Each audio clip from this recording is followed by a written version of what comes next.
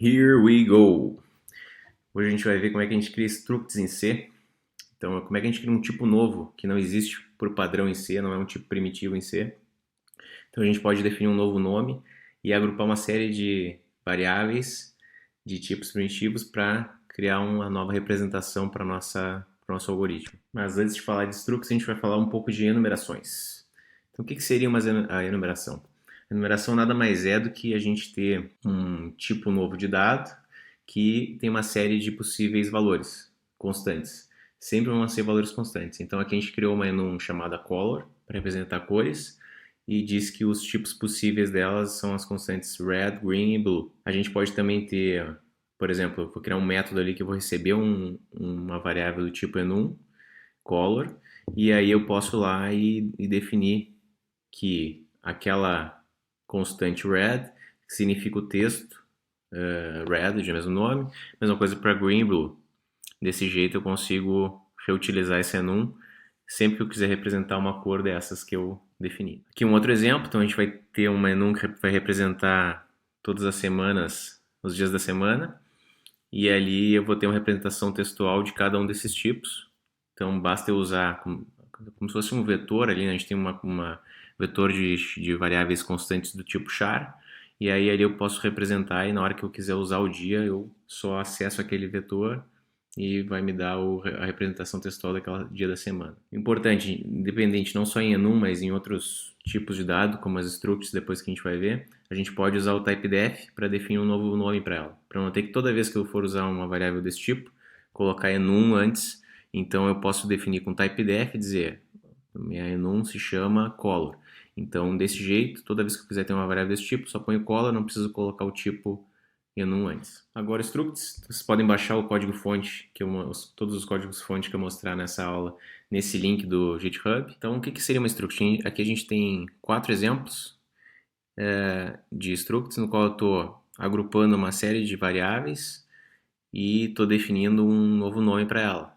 Então, isso significa que eu tenho 4 structs diferentes e depois eu posso declarar variáveis desses nomes. Então, eu posso, depois que eu definir a struct x1, eu posso ter variáveis do tipo x1 e cada variável do tipo x1 vai ter internamente dentro dela uma variável full e uma variável flex. Então aqui um exemplo mais prático, aqui a gente está declarando um registro, uma struct para definir um ponto cartesiano, então eu coloquei lá struct point, dei um nome para ele, e disse que cada struct point que eu tiver vai ter a posição x e a posição y, que são dois inteiros. Ali embaixo eu estou declarando uma variável do tipo struct point, chamada p, e estou acessando a coordenada x dela e inserindo o valor 10, e a mesma coisa para a coordenada y, valor 5. Da mesma forma como é enum, eu posso usar o typedef para dar um apelido para a nossa struct. Desse jeito eu não preciso toda vez escrever struct antes. Isso é bem útil. E para acessar os atributos que eu tenho dentro da struct, eu uso sempre o pointer. Né?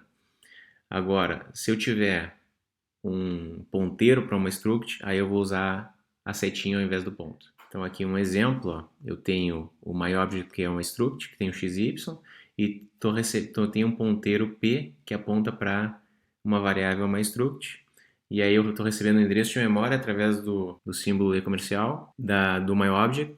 Para acessar a partir do ponteiro, aí eu vou usar seta ao invés de usar o ponto. Quando eu acessar diretamente da minha struct, uso o ponto e acesso os atributos dele. Então aqui mais um exemplo, vocês podem olhar lá embaixo, ó, que se eu tiver, mesmo tendo com ponteiro, se eu colocar o asterisco e o nome do meu ponteiro entre parênteses, aí eu estou de fato na minha struct original, e aí eu posso acessar com ponto. Caso contrário, eu tenho que usar seta. Quando eu for receber uma struct como parâmetro, da mesma forma como eu recebo uma variável comum, então eu coloco struct o nome dela, e aí consigo acessar os atributos dela, e quando for retornar, a mesma coisa. Então é isso, vamos olhar um exemplo agora, mais prático.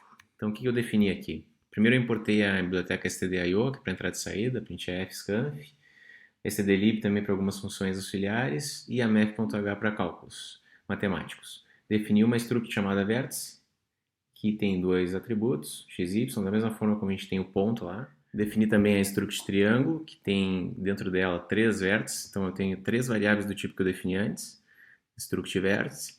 Só que aqui eu já dei um apelido, já usei o typedef para definir que toda vez que eu quiser usar uma struct triângulo, eu vou chamar ela de triângulo com T maiúsculo. Então aqui é o nome do nosso novo tipo.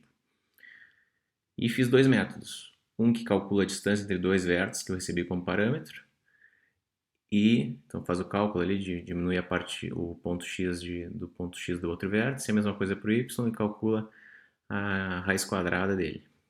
E o perímetro aqui dessa distância, da soma das distâncias. E aqui, no caso do perímetro, eu recebo um triângulo, que é aquela nossa segunda struct, e calcula a distância entre A e B, A e C, e B e C, e soma essas três distâncias, isso vai me dar o perímetro, e retorna esse valor que é um float. No nosso programa principal, eu criei dois vértices, preenchi os dois atributos de cada vértice, então um ponto é na x1 e y2, e o vértice 2 é o x5 e y4, e criei um triângulo no qual eu atribuí o primeiro vértice que eu tinha criado, V1, para o ponto A, o segundo vértice V2 para o ponto B, e o terceiro vértice eu coloquei acessando do meu struct triângulo, eu acessei o atributo C, que é uma struct vértice, e dessa struct vértice eu acessei o atributo X dela e coloquei o valor 8.